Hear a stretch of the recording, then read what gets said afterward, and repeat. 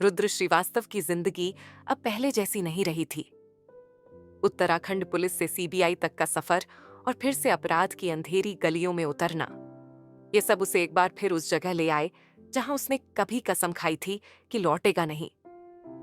दिल्ली की एक शांत सुबह थी। रुद्र अब मानसिक रूप से टूट चुका और नशे में डूबा इंस्पेक्टर एक छोटे से कमरे में बैठा हुआ था। टेलीविजन पर एक महिला नेता की स्पीच चल रही थी। हर भारतीय को अपनी सुरक्षा का अधिकार है। हम आतंकवाद को जड़ से खत्म करेंगे। यह थी भारतीय राजदान, जो इस समय देश की गृह मंत्री थीं। उनके चेहरे पर आत्मविश्वास था, लेकिन उनकी बातों में एक रहस्य भी छुपा हुआ था। तभी दरवाजा खुलता है और एक वरिष्ठ अधिकारी अंदर आता है। रॉ के निदेशक पांडे, रुद्र, वह गंभीर स्वर में कहता है, हमें तुम्हारी जरूरत है। भारत की सुरक्षा खतरे में है और इस बार दुश्मन बाहर का नहीं, भीतर का है। Mission S. लंका की छाया। भारतीय राजदान की बेटी गायब हो चुकी थी और शक था भारत के ही एक दुश्मन पर, हरिहर। ये नाम सुनते ही रुद्र की आंखों में आग सी जल उठी। हरिहर एक अंतर्राष्ट्रीय अपराधी जो झारखंड से लेकर सर्बिया तक अपना नेटवर्क फैला चुका था। रॉ और सीबीआई को शक था कि भारतीय राजदान की बेटी को सर्बिया में कहीं रखा गया है। अब एक भारतीय एजेंट को गैर कानूनी तरीके से सर्बिया भेजना और हरिहर तक पहुंचना, ये मिशन था, मिशन एस। और इसके लिए चुना गया था रुद्र श्रीवास्तव। पुराने घाव, नई चालें। रुद्र को सर्बिया भेजने से पहले उसे तैयार किया गया। दिमागी हालत स्थिर करने के लिए उसकी थेरेपी करवाई गई। उसके शरीर पर अब भी पुराने जख्मों के निशान थे, पर मन के जख्म उससे कहीं गहरे थे। इस बीच उसकी पत्नी रंजीता अब उससे अलग रह रही थी। दोनों में तलाक की बात चल रही थी, लेकिन रंजीता अब एक क्राइम जर्नलिस्ट बन चुकी थी। खुद हरिहर और उसकी हवस से जुड़े एक घिनौने नेटवर्क की तहकीकात कर रही थी, बिना ये जाने कि उसका पति अब उसी जाल में घुस चुका है। एक रात चुपचाप रुद्र को विमान से सर्बिया भेजा गया। उसका नया नाम था, बाल्कन देश में रह रहे एक अपराधी का जिससे उसका चेहरा काफी मिलता जुलता था, रायबोविच। अब रुद्र को उसी की पहचान लेकर हरिहर के गैंग में घुसना था। सर्बिया की गलियां बर्फ से ढकी हुई और हर नुक्कड़ पर कैमरे और बंदूकें। वहां पहुंचते ही रुद्र को उसके संपर्क अफसर माया मिलती है। माया एक भारतीय जासूस जो अब सर्बियाई माफिया के बीच रहकर सूचनाएं इकट्ठा करती है। उसका अंदाज निडर था और उसकी आंखों में एक गहरा राज। तुम्हें अब रायबोविच बनना होगा, रुद्र नहीं, माया फुसफुसाती है। और अगर पहचान खुल गई तो तुम मर जाओगे, वह मुस्कुराते हुए कहती है। हरिहर का साम्राज्य। हरिहर का नाम लेते ही सर्बिया की गलियां सन्न हो जाती थीं। वह अब कोई आम अपराधी नहीं, बल्कि एक वैश्विक ड्रग, लड़की और हथियार तस्कर बन चुका था। उसके पास अपने प्राइवेट मिलिट्री गार्ड्स थे, जिनमें रूस, अफगानिस्तान और अफ्रीका के सैनिक शामिल थे। रुद्र को हरिहर के मुख्य आदमी जॉन लुका के जरिए संगठन में एंट्री करनी थी। एक बार अगर वह उसका भरोसा जीत लेता तो वह हरिहर के सबसे करीब पहुंच सकता था। लेकिन इस संगठन में एक बात और थी, यहाँ हर एक आदमी की टेस्टिंग होती थी। रुद्र को एक नकली किडनैपिंग करनी पड़ी, एक बच्ची को उठाना, जो असल में एक जासूस थी। रुद्र ने पूरा प्लान ऐसे अंजाम दिया कि संगठन का हर सदस्य उससे प्रभावित हो गया। जॉन लुका ने उसे हरिहर से मिलवाने का वादा किया। रंजीता का मोर्चा। इस बीच भारत में रंजीता ने खुदाई शुरू की। उसने कई लड़कियों का इंटरव्यू लिया जो किसी न किसी तरह हरिहर के नेटवर्क से जुड़ी थीं। उसे पता चला कि हरिहर भारत के बड़े बड़े नेताओं के साथ भी जुड़ा हुआ है, जिनमें भारतीय राजदान का नाम अब से ऊपर था। क्या यह सब एक रचाया हुआ नाटक था? क्या भारती ने खुद अपनी बेटी को गायब करवाया ताकि वह राजनीतिक लाभ उठा सके? रंजीता ने यह जानने के लिए एक स्टिंग ऑपरेशन प्लान किया। पहला ट्विस्ट, असली रायबोविच का आगमन। सर्बिया में जब रुद्र रायबोविच बनकर हरिहर से मिलने ही वाला था, तभी असली रायबोविच को पुलिस ने रिहा कर दिया। अब संगठन में 2 रायबोविच, यह सबसे बड़ा खतरा बन गया। माया भागती हुई रुद्र के पास आती है। तुम्हें अब निकलना होगा, असली रायबोविच जिंदा है और यहां आने वाला है। रुद्र कहता है, नहीं, अब बहुत देर हो चुकी है, मैं निकलूंगा नहीं, मैं हरिहर को खत्म करूंगा। बर्फीली रात थी। हवा की सर्द सनसनाहट के बीच सर्बिया की सड़कों पर एक साया तेजी से भाग रहा था।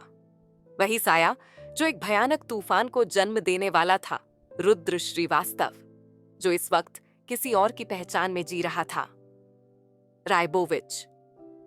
लेकिन अब असली रायबोविच बाहर आ चुका था। पहचान की लड़ाई। एक सुनसान पुराने फैक्ट्री में मीटिंग रखी गई थी।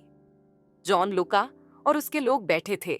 उनके सामने रुद्र था, पूरी तरह तैयार, संयमित, लेकिन भीतर ही भीतर उसकी धड़कनें तेज थीं। और तभी दरवाजा खुलता है। वो आता है असली रायबोविच। चेहरे पर चोटों के निशान, आंखों में आग और बदले की भूख। यह नकली है। वह गुस्से से चिल्लाता है, मैं हूं असली रायबोविच।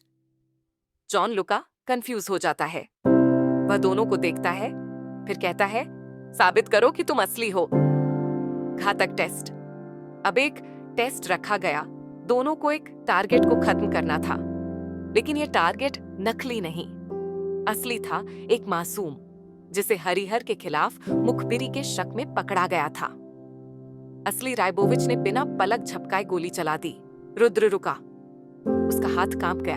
वह जानता था, अगर वो गोली नहीं चलाएगा तो सब कुछ खत्म हो जाएगा, लेकिन वह एक निर्दोष को मार नहीं सकता था।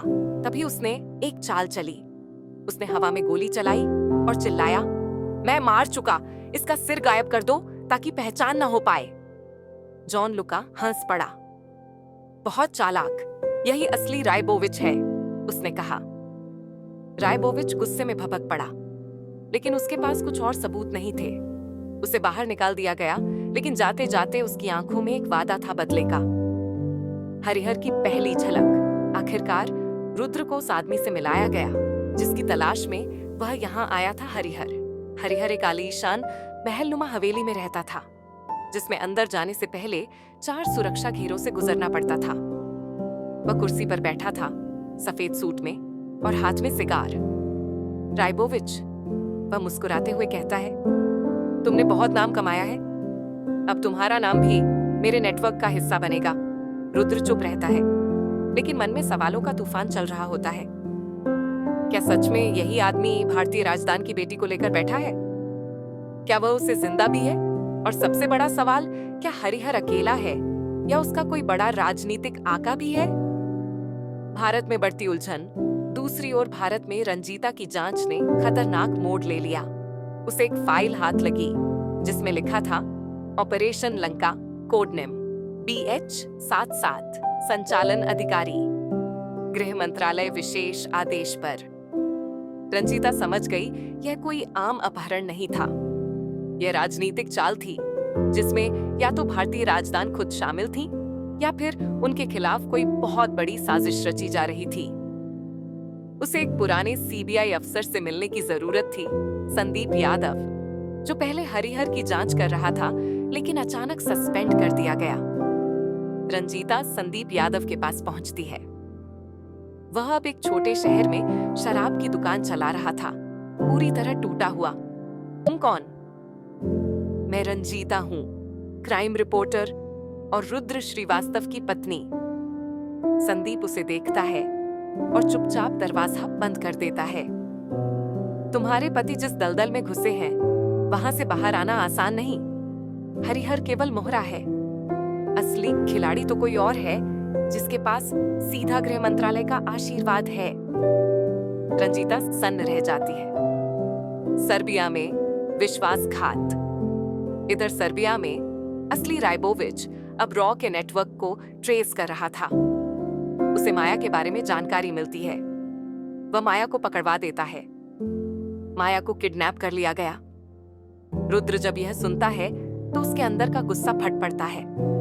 वह माया को बचाने निकलता है, अपने मिशन को खतरे में डालकर। एक लोकेशन ट्रेस कर वो एक गुप्त गोदाम में पहुंचता है। वहां उसे कुछ नहीं मिलता, सिर्फ एक रिकॉर्डिंग। तू सोचता है मैं तुझे पहचान नहीं पाया रुद्र? तू नकली रायबोविच बन गया, लेकिन तेरी चालें वही पुरानी हैं। अब देख मैं तेरे अपनों को कैसे खत्म करता हूं। शुरुआत माया से होगी। दूसरे दिन संगठन में एक वीडियो दिखाया जाता है। माया को जिंदा जला दिया गया।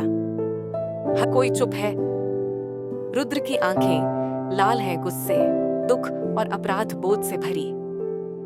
उसने माया से एक वादा किया था कि वो मिशन खत्म करेगा और दोनों साथ वापस लौटेंगे।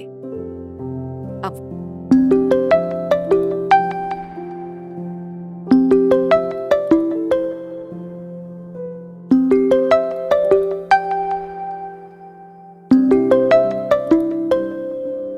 वो वादा एक बदला बन गया था। सच्चाई की पहली परत खुलती है। रंजीता भारत में एक और दस्तावेज हासिल करती है जिसमें हरिहर को करोड़ों रुपए ट्रांसफर करने वाले एक फर्जी एनजीओ का नाम है, जिसका रजिस्ट्रेशन भारतीय राजदान के हस्ताक्षर से हुआ था। क्या भारतीय राजदान खुद अपनी बेटी के अपहरण की सूत्रधार है? बहुत बढ़िया। अब प्रस्तुत है अफरन सीजन 2 2022 की कहानी का भाग 3, जहां रुद्र के जीवन की जंग और भी ज्यादा खतरनाक हो जाती है। अब यह केवल एक मिशन नहीं, बल्कि उसकी आत्मा की परीक्षा है।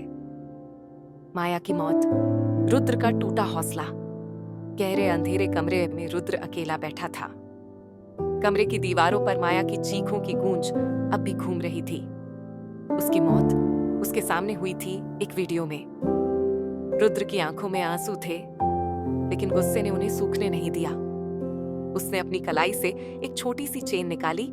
माया ने उसे दी थी, एक वादा करते हुए, मिशन पूरा होगा, हम जिंदा लौटेंगे। अब वह वादा अधूरा था। रुद्र का निर्णय, अब मैं सिर्फ रुद्र हूं। रुद्र ने अब रायबोविच की पहचान छोड़ने का फैसला किया। अब बहुत हो गया। वह खुद से बड़बड़ाया। अब ये सिर्फ मिशन नहीं, ये मेरी माया की मौत का हिसाब है। उसने रॉ के हैंडलर को आखिरी मैसेज भेजा, मैं अब अपने तरीके से खेल खेलूंगा।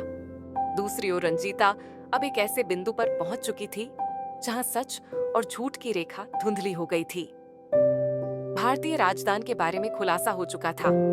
वह खुद एक समय पर हरिहर के नेटवर्क का हिस्सा थी, लेकिन बाद में उन्होंने उसे छोड़ दिया था। तो क्या यह सब हरिहर का बदला है? क्या यह दिखाने की कोशिश कि सरकार की सबसे ताकतवर औरत भी कमजोर है? रंजीता पर हमला। रंजीता ने जब संदीप यादव के साथ मिलकर यह खुलासा मीडिया तक पहुंचाने का प्लान बनाया, उसी रात उसके ऊपर हमला हुआ। 3 नकाबपोश लोगों ने उसका पीछा किया, सड़क पर उसका एक्सीडेंट कराने की कोशिश की। लेकिन रंजीता जानती थी कैसे बचना है। हालांकि उसे एक गोली लगी कंधे में और उसे अस्पताल में भर्ती होना पड़ा। रुद्र को जैसे ही पता चला कि रंजीता पर हमला हुआ है, उसके होश उड़ गए। हरिहर का प्लान बी, बेटी का सौदा। सर्बिया में हरिहर अब एक और योजना बना रहा था। भारतीय राजदान की बेटी अन्विता अब भी जिंदा थी, लेकिन अब वह सिर्फ एक बंधक नहीं, एक सौदे की मोहर थी। हरिहर ने दुनिया के सामने एक वीडियो रिलीज किया, मैं अन्विता को जिंदा वापस भेज दूंगा अगर भारत सरकार मेरे नाम इंटरपोल से हटा दे और मुझे मेरे देश लौटने दे सम्मान के साथ। ये मांग देश के लिए एक शर्मनाक स्थिति बन चुकी थी। रुद्र की वापसी, खून का खेल। रुद्र ने अब सीधे हरिहर के नेटवर्क पर हमला बोलना शुरू किया। पहले उसने जॉन लुका को मारा, फिर उसने हरिहर के गुप्त ठिकाने को उड़ा दिया जहां ड्रग्स और लड़कियों की तस्करी होती थी। हरिहर को अब समझ आ चुका था, रायबोविच नहीं, ये तो रुद्र श्रीवास्तव है और ये किसी से नहीं डरता। आखिरी मुलाकात हरिहर और रुद्र आमने सामने एक टनल के अंदर। सर्बिया के एक पुराने बंकर में हरिहर और रुद्र का आमना सामना होता है। हरिहर के हाथ में बंदूक थी और उसके पीछे अन्विता खड़ी थी, बेहोश। रुद्र बोलता है, अब ये ड्रामा बंद करो, जो करना है सीधे करो। हरिहर हंसता है, तू समझता है ये मिशन तेरा है? तेरा पूरा देश एक शतरंज है और मैं उसका राजा। रुद्र, राजा का अंत सबसे दर्दनाक होता है। दोनों में हाथापाई शुरू होती है, गोली चलती है, धुआं, चीखें, घूंसे और फिर एक जोरदार धमाका। बंकर का एक हिस्सा गिर जाता है। अन्विता को रुद्र खींचकर बाहर लाता है, बेहोश लेकिन जिंदा। हरिहर मलबे के नीचे दब जाता है। रुद्र समझता है खेल खत्म हो गया। भारत वापसी लेकिन कहानी अधूरी। रुद्र अन्विता को लेकर भारत लौटता है। सभी चैनल्स पर वही खबर, भारतीय राजदान की बेटी जिंदा वापस आई, भारतीय एजेंट का साहसिक मिशन सफल, रुद्र हीरो बन जाता है। लेकिन आखिरी झटका, असली मास्टरमाइंड। एक बंद कमरे में सीआईडी की एक फाइल खुलती है। उसमें पल एक फोटो होती है, हरिहर के साथ बैठा हुआ एक और आदमी। वह था भारत का ही एक वरिष्ठ अधिकारी, नाम विवेक तिवारी, जो भारतीय राजदान का विशेष सलाहकार था। विवेक ही असली मास्टरमाइंड था और वह अब भी आजाद था। माया की मौत, रुद्र का टूटा हौसला। गहरे अंधेरे कमरे में रुद्र अकेला बैठा था। कमरे की दीवारों पर माया की चीखों की गूंज अब भी घूम रही थी। उसकी मौत उसके सामने हुई थी एक वीडियो में। रुद्र की आंखों में आंसू थे, लेकिन गुस्से ने उन्हें सूखने नहीं दिया। उसने अपनी कलाई से एक छोटी सी चेन निकाली। माया ने उसे दी थी, एक वादा करते हुए, मिशन पूरा होगा, हम जिंदा लौटेंगे। अब वह वादा अधूरा था। रुद्र का निर्णय, अब मैं सिर्फ रुद्र हूं। रुद्र ने अब रायबोविच की पहचान छोड़ने का फैसला किया। अब बहुत हो गया। वह खुद से बड़बड़ाया, अब ये सिर्फ मिशन नहीं, ये मेरी माया की मौत का हिसाब है। उसने रॉ के हैंडलर को आखिरी मैसेज भेजा, मैं अब अपने तरीके से खेल खेलूंगा। भारत में साजिश की गहराई। दूसरी ओर रंजीता अब एक ऐसे बिंदु पर पहुंच चुकी थी जहां सच और झूठ की रेखा धुंधली हो गई थी। भारतीय राजदान के बारे में खुलासा हो चुका था। वह खुद एक समय पर हरिहर के नेटवर्क का हिस्सा थी, लेकिन बाद में उन्होंने उसे छोड़ दिया था। तो क्या यह सब हरिहर का बदला है, या ये दिखाने की कोशिश कि सरकार की सबसे ताकतवर औरत भी कमजोर है? रंजीता पर हमला। रंजीता ने जब संदीप यादव के साथ मिलकर यह खुलासा मीडिया तक पहुंचाने का प्लान बनाया, उसी रात उसके ऊपर हमला हुआ। 3 नकाबपोश लोगों ने उसका पीछा किया, सड़क पर उसका एक्सीडेंट कराने की कोशिश की। लेकिन रंजीता जानती थी कैसे बचना है। हालांकि उसे गोली लगी कंधे में और उसे अस्पताल में भर्ती होना पड़ा। रुद्र को जैसे ही पता चला कि रंजीता पर हमला हुआ है, उसके होश उड़ गए। हरिहर का प्लान बी, बेटी का सौदा, सर्बिया में। हरिहर अब एक और योजना बना रहा था। भारतीय राजदान की बेटी अन्विता अब भी जिंदा थी, लेकिन अब वह सिर्फ एक बंधक नहीं, एक सौदे की मोहर थी। हरिहर ने दुनिया के सामने एक वीडियो रिलीज किया, मैं अन्विता को जिंदा वापस भेज दूंगा अगर भारत सरकार मेरे नाम इंटरपोल से हटा दे और मुझे मेरे देश लौटने दे सम्मान के साथ। ये मांग देश के लिए एक शर्मनाक स्थिति बन चुकी थी। रुद्र की वापसी, खून का खेल। रुद्र ने अब सीधे हरिहर के नेटवर्क पर हमला बोलना शुरू किया। पहले उसने जॉन लुका को मारा, फिर उसने हरिहर के गुप्त ठिकाने को उड़ा दिया जहां ड्रग्स और लड़कियों की तस्करी होती थी। हरिहर को अब समझ आ चुका था, रायबोविच नहीं, ये तो रुद्र श्रीवास्तव है और ये किसी से नहीं डरता। आखिरी मुलाकात, हरिहर और रुद्र आमने सामने। एक टनल के अंदर सर्बिया के एक पुराने बंकर में हरिहर और रुद्र का आमना सामना होता है। हरिहर के हाथ में बंदूक थी और उसके पीछे अन्विता खड़ी थी, बेहोश। रुद्र बोलता है, अब ये ड्रामा बंद करो, जो करना है सीधे करो। हरिहर हंसता है, तू समझता है ये मिशन तेरा है, तेरा पूरा देश एक शतरंज है और मैं उसका राजा। रुद्र, राजा का अंत सबसे दर्दनाक होता है। दोनों में हाथापाई शुरू होती है, गोली चलती है, धुआं, चीखें, घूंसे और फिर एक जोरदार धमाका। बंकर का एक हिस्सा गिर जाता है। अन्विता को रुद्र खींचकर बाहर लाता है, बेहोश लेकिन जिंदा। हरिहर मलबे के नीचे दब जाता है। रुद्र समझता है खेल खत्म हो गया। भारत वापसी लेकिन कहानी अधूरी। रुद्र अन्विता को लेकर भारत लौटता है। सभी चैनल्स पर वही खबर, भारतीय राजदान की बेटी जिंदा वापस आई, भारतीय एजेंट का साहसिक मिशन सफल, रुद्र हीरो बन जाता है। लेकिन आखिरी झटका, असली मास्टरमाइंड। एक बंद कमरे में सीआईडी की एक फाइल खुलती है। उसमें एक फोटो होती है हरिहर के साथ बैठा हुआ एक और आदमी। वह था भारत का ही एक वरिष्ठ अधिकारी नाम विवेक तिवारी, जो भारतीय राजदान का विशेष सलाहकार था। विवेक ही असली मास्टरमाइंड। माया की मौत, रुद्र का टूटा हौसला। गहरे अंधेरे कमरे में रुद्र अकेला बैठा था। कमरे की दीवारों पर माया की चीखों की गूंज अब भी घूम रही थी। उसकी मौत उसके सामने हुई थी एक वीडियो में। रुद्र की आंखों में आंसू थे, लेकिन गुस्से ने उन्हें सूखने नहीं दिया। उसने अपनी कलाई से एक छोटी सी चेन निकाली। माया ने उसे दी थी, एक वादा करते हुए, मिशन पूरा होगा, हम जिंदा लौटेंगे। अब वह वादा अधूरा था। रुद्र का निर्णय, अब मैं सिर्फ रुद्र हूं। रुद्र ने अब रायबोविच की पहचान छोड़ने का फैसला किया। अब बहुत हो गया। वह खुद से बड़बड़ाया, अब ये सिर्फ मिशन नहीं, ये मेरी माया की मौत का हिसाब है। उसने रॉ के हैंडलर को आखिरी मैसेज भेजा, मैं अब अपने तरीके से खेल खेलूंगा। भारत में साजिश की गहराई। दूसरी ओर रंजीता अब एक ऐसे बिंदु पर पहुंच चुकी थी जहां सच और झूठ की रेखा धुंधली हो गई थी। भारतीय राजदान के बारे में खुलासा हो चुका था। वह खुद एक समय पर हरिहर के नेटवर्क का हिस्सा थी, लेकिन बाद में उन्होंने उसे छोड़ दिया था। तो क्या यह सब हरिहर का बदला है, या ये दिखाने की कोशिश कि सरकार की सबसे ताकतवर औरत भी कमजोर है? रंजीता पर हमला। रंजीता ने जब संदीप यादव के साथ मिलकर यह खुलासा मीडिया तक पहुंचाने का प्लान बनाया, उसी रात उसके ऊपर हमला हुआ। 3 नकाबपोश लोगों ने उसका पीछा किया, सड़क पर उसका एक्सीडेंट कराने की कोशिश की। लेकिन रंजीता जानती थी कैसे बचना है। हालांकि उसे एक गोली लगी कंधे में और उसे अस्पताल में भर्ती होना पड़ा। रुद्र को जैसे ही पता चला कि रंजीता पर हमला हुआ है, उसके होश उड़ गए। हरिहर का प्लान बी, बेटी का सौदा। सर्बिया में हरिहर अब एक और योजना बना रहा था। भारतीय राजदान की बेटी अन्विता अब भी जिंदा थी, लेकिन अब वह सिर्फ एक बंधक नहीं, एक सौदे की मोहर थी।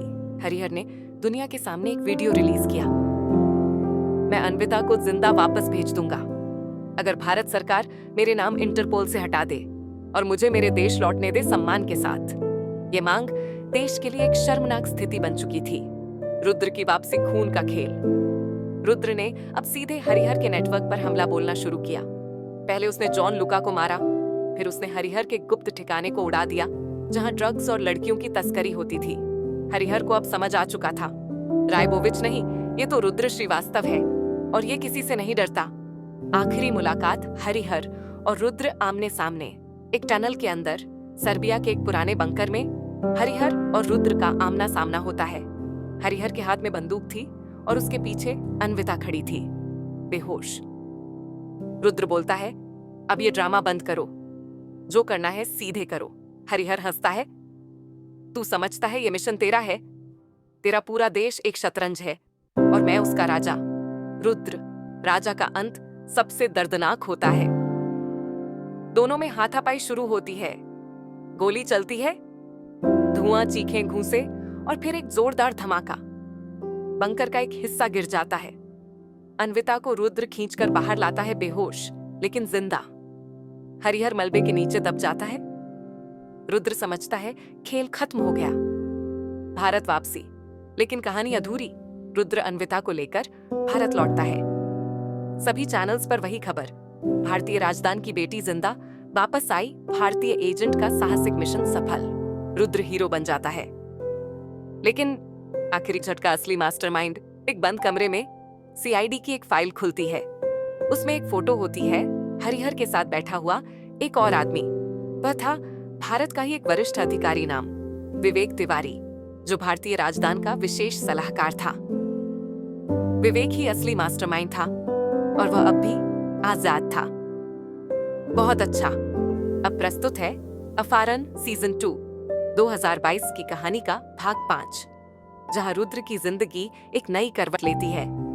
पिछला युद्ध भले ही खत्म हो गया हो, लेकिन असली जंग अब शुरू हुई है। देशद्रोह, राजनीति और पहचान की लड़ाई, सियासत की शक्ल। विवेक तिवारी की मौत के बाद सरकार को बुरी तरह हिला दिया गया था। एक उच्च अधिकारी की देशद्रोही हरकतें उजागर हुईं। एनजीओ की एड में अरबों की तस्करी, सर्बिया कनेक्शन, हरिहर और देश की आंतरिक सुरक्षा पर सवाल। मीडिया एक तरफ रुद्र की जय जयकार कर रही थी, वहीं सत्ता में बैठे कुछ नेता घबरा गए थे।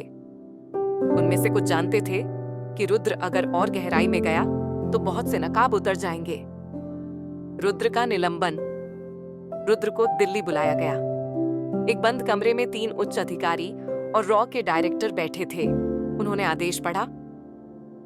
रुद्र श्रीवास्तव को तत्काल प्रभाव से सेवा से निलंबित किया जाता है। कारण गैर अनुमोदित हत्या और अंतरराष्ट्रीय नियमों का उल्लंघन। रुद्र हंसा और बोला, मैंने अपने देश को बचाने के लिए गोलियां चलाई थीं, न कि कोई प्रमोशन पाने के लिए। पर आप लोग अगर यही चाहते हैं तो ठीक है, अब मैं आजाद हूं। अंधेरे में फिर से रंजीता ने पूछा, अब क्या करोगे रुद्र? रुद्र, अब मैं उस जड़ तक जाऊंगा जहां से यह षड्यंत्र शुरू हुई थी। अगर सरकार नहीं साथ देगी तो मैं इस सिस्टम के खिलाफ लड़ूंगा, लेकिन अब यह देश मेरी जिम्मेदारी है। वह वापस हरिहर की बची हुई फाइलों पर काम करने लगा और वहां एक नाम मिला जिसे अब तक किसी ने छुआ नहीं था। ऑपरेशन 83X कश्मीर प्रोटोकॉल जाल। ये एक ऐसा प्लान था जो सरकार के कुछ भ्रष्ट तत्वों ने शुरू किया था, जिससे भारत के सीमावर्ती राज्यों में अव्यवस्था फैलाई जा सके। लक्ष्य जनता का ध्यान भटकाना, सेना की छवि को कमजोर करना और फिर उस शून्य में एक नया राजनीतिक चेहरा उभरना। हरिहर और विवेक तिवारी तो सिर्फ मोहरे थे, असली चेहरा था डॉक्टर देव, एक पूर्व वैज्ञानिक जो अब राष्ट्र विरोधी गतिविधियों का मास्टरमाइंड बन चुका था। डॉदेव एक रहस्यमयी खलनायक। डॉक्टर देव को कभी आईएसआरओ में टॉप ब्रेन माना जाता था, लेकिन एक मिशन फेल होने पर उसे हटा दिया गया। तब से वह सरकार से नफरत करने लगा और भारत को अंदर से तोड़ने का प्रण ले बैठा। वह भूमिगत है और एक नया मिशन शुरू कर चुका है, ब्लैक लोटस। इस मिशन का उद्देश्य था 3 बड़े राज्यों में इंटरनेट ब्लैकआउट, सेना के कुछ अफसरों को फंसाकर बगावत करवाना और फर्जी आतंकी हमले करवाकर जनता को डराना। रुद्र को ये सब किसी और